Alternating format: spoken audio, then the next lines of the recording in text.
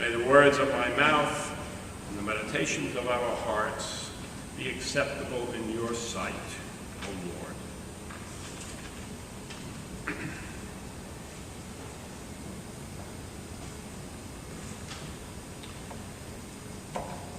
John Newton was born in 1725.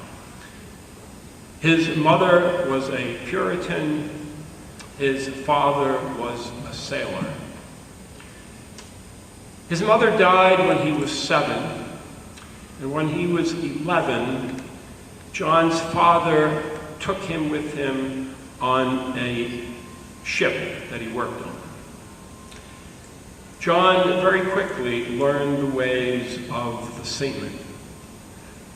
He learned their debauchery. He learned how to cuss. He learned how to drink. This was the way of the sailor. When he was a little bit older, he was conscripted into the Royal Navy. But he didn't like it, and he tried to escape, and when they caught him, he was subjected to 8 dozen lashes. When he got out, he did the only thing that he could do, that he knew how to do, and that was be a seaman. And so he joined a ship, but he didn't like the crew didn't like him. And when they got to Africa, he was kicked off the ship and given to a slave trader, who in turn turned him over to his wife, an African princess. And she treated him like a slave, like all the other slaves she had. John's father asked the captain of another ship to find him. He did, and he was bringing him home to England. They neared the Ireland coast, and a ferocious storm overtook the ship. The ship was in danger of floundering. It had sprung a leak. And John was afraid, and he prayed. And as he looks back, he says, this is where my conversion started.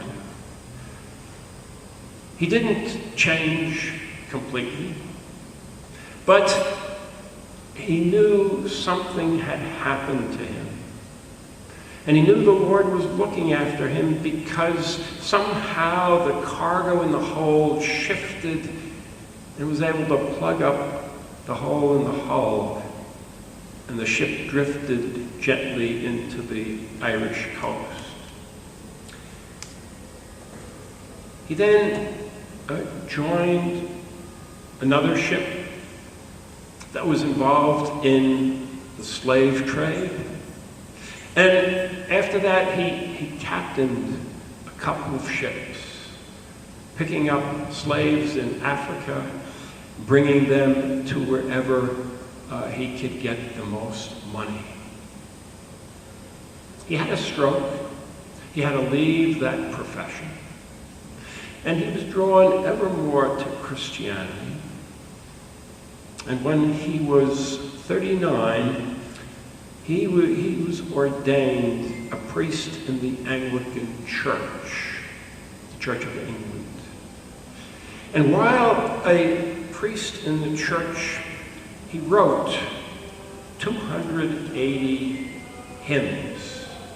And one of these hymns we all know. We know it very well. We like it. It has been a favorite for several centuries now. Amazing grace, how sweet the sound that saved a wretch like me. I was lost, but now am found. Was blind, but now I see. Did John know that he was lost when he was a sailor? No. This was his life. This was the life of many people. You struggled to live. You did whatever you could to get a few, say, dollars so that you could survive. And you did whatever you needed to do. It was only after he was converted that he began to believe in God and God's action in his life, that he saw that he was lost, and now he was found. I was watching TV this week and I saw a commercial, and at first I didn't pay much attention to it, but then at the end I said, that's it. It's a perfect example. The commercial was about an individual, and they gave little spots of his life. They showed when he was born. They showed when he entered school. There was another shot when he was graduating from high school. They showed him in a job. Another time, he was seated by the bedside of his mother, who seemed to be either drastically ill or dying. There was a final shot where he retired. And then the announcer came on, and they said, here was a life well lived, helped by, and I don't remember the name of the company, some financial company that brought him to this point. And I'm saying, are you kidding me? This man was lost his whole life. God doesn't enter the picture at all. Although this is the way many people look at the world. It's trying to eke out a living of some sort, you see, as much as you can. It's up to you, and you've got to do it in whatever way you can. God is left out of the picture. But that's not what the Bible teaches us from the first chapter of Genesis to the last chapter of Revelation. God is actively involved in our lives, and we are lost without him.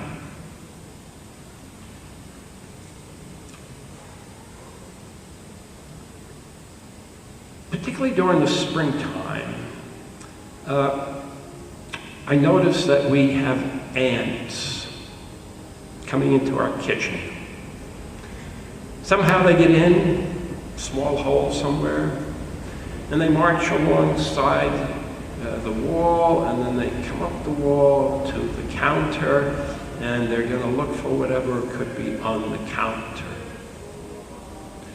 Sometimes I've even seen them on the second floor in the bathroom, and I've wondered, how do they get there? What are they looking for?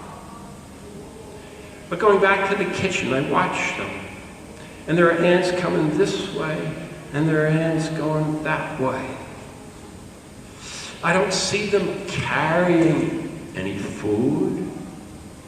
I wonder what they're doing. Do they go back to a nest somewhere? How do they know where that is? Are they lost? It doesn't appear to be. They seem to know exactly where they go. And then I thought to myself, I wonder what would happen if I took one of these ants and brought it to the front of the house. Would the ant be lost? Would it know where to go? Could it walk around the outside of the house and meet up with its colony? Would it find another colony? I wondered. And I said to myself, you know, it could be lost in one sense. But as long as I kept my eyes on it, it would not be lost, because I would know where the ant was. And I can watch over it and protect it. Jesus, in our gospel, is continuing his journey to Jerusalem. Remember, I've spoken about that a number of times. He knows what's going to happen when he gets to Jerusalem.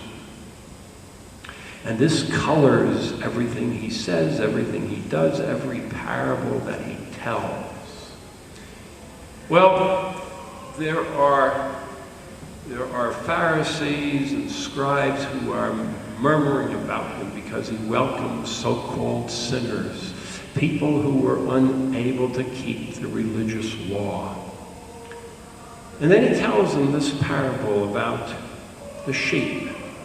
He says, which of you, having 100 sheep and losing one of them, does not leave the 99 in the wilderness and go after the one who is lost until he finds it? It's a rhetorical question. He doesn't expect an answer. And I wonder how many of those first century shepherds would actually go and try to find a lost sheep. Certainly today, things are expendable. You lose a sheep, all right, it's not worth going to find. Maybe it was in those days. Most of you remember Marjorie, who was our treasurer for many, many years and died about 6-7 years ago, I guess. She was 100 when she died. She had been our treasurer, and she had told me stories when she was younger and worked for Rockefeller University, how she had to go into work on a Saturday just to find a penny that was lost. It had to be there. Math works out, you see. Today, Chase loses hundreds, if not thousands of dollars every day. It's not worth paying people to go looking for it. It would cost too much. But here he is telling this story about a sheep that has been lost. And so if the shepherd decides to go and find that sheep, and he finds it, and he comes back, what's going to be left when he comes back? Because now he's going to have 99 sheep that are lost. But you see, to the Messiah, it doesn't matter, because that's his job, to find the lost. He's going up to Jerusalem, where he will be crucified, where he will die and be resurrected.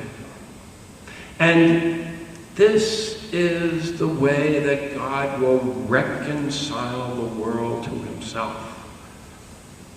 This is the way that God brings those who are lost, those who have forgotten about him, back to himself. He's not going to be concerned about sin anymore. He's going to forgive it through the action of Jesus. And so the lost are now found. They belong to God. He has them in his sight. He has you and me in his sight, as well as everyone else, even if we don't realize it. He's watching us. He's got us. And what do we have to do to be found? We have to do nothing except to be lost. And we're all lost. See? The sheep who wanders away from the fold goes on his merry way. following his nose. He might get caught in a thicket so he can't move. Or a wolf or a lion may come upon him. At any rate, away from the fold, he's a dead sheep. He's lost. He's a goner. And all he needs to do is remain lost. And the shepherd finds him. It comes through even more clear in the next little parable where the woman loses a coin. Where is it? In the corner somewhere, underneath a piece of furniture, underneath the carpet.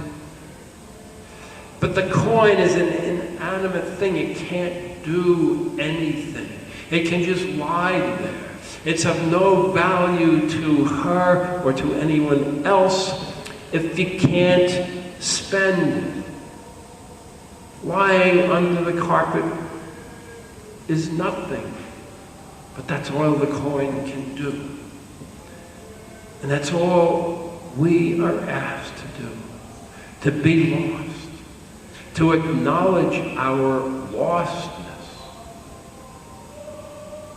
And God comes and finds us through his shepherd, through Jesus. And when we see it, our eyes are opened.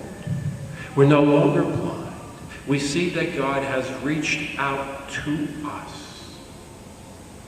And we realize that, yes, we once were lost, but now through the gracious action of God in Jesus, we now belong to him and cannot be lost because he has gathered us and will never let us go.